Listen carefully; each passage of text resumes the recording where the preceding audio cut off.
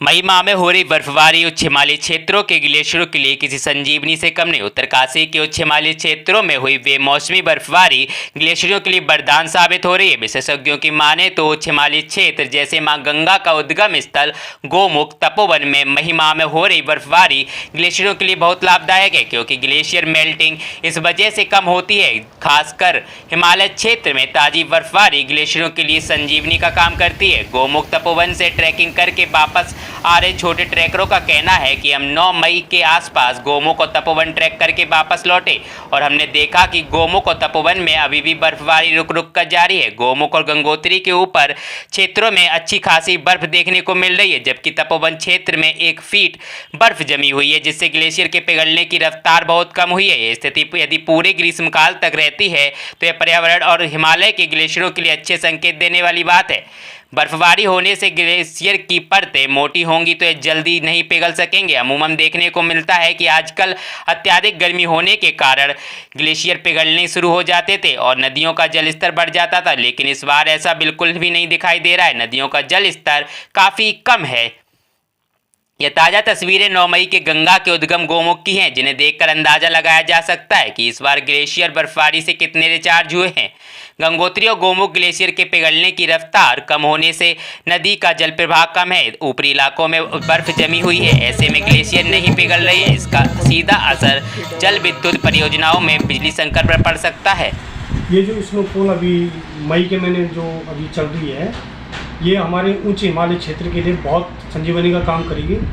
और अमूमन जो है जो बर्फ़ है वो जनवरी और फरवरी में मैक्सिमम पड़ती है और मार्च अप्रैल में जो है ये थोड़ा कम हो जाती है।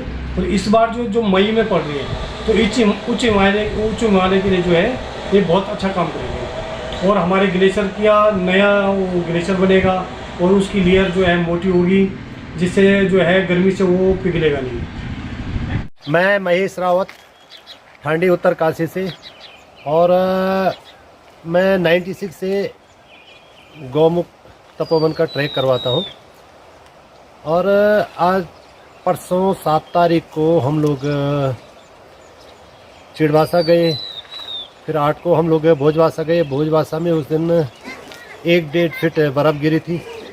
और 9 तारीख को हम लोग गौमुख गए और गौमुख में हमने गंगा जी को पार करके, क्योंकि ट्रॉली अभी चालू नहीं थी क्योंकि यात्रा सीजन शुरू हो रहा है, और फिर हमने नदी पार की, गौमुख गए, दर्शन किए और जो वहाँ की स्थिति देखी ग्लेशियर की, तो ग्लेशियर इस बार बहुत अच्छा है। बहुत अच्छा है, मतलब पिघल नहीं रहा जैसे कि पहले पिघलता था। तो इस बार ठंडा है और बर्फ़ गिर रही है लगातार वहाँ पर। तो इस बार ग्लेशियर की स्थिति बहुत अच्छी लग रही है। और तपोवन में भी अभी बर्फ़ है, 1-1.5 फीट बर्फ़ है तपोवन में।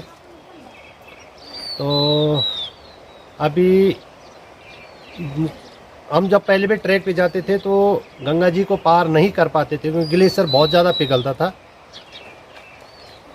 तो इस बार ठीक लग रहा है, ठंडा है और ग्लेशियर कम पिघलेगा इस बार, ऐसा लग रहा है। धन्यवाद।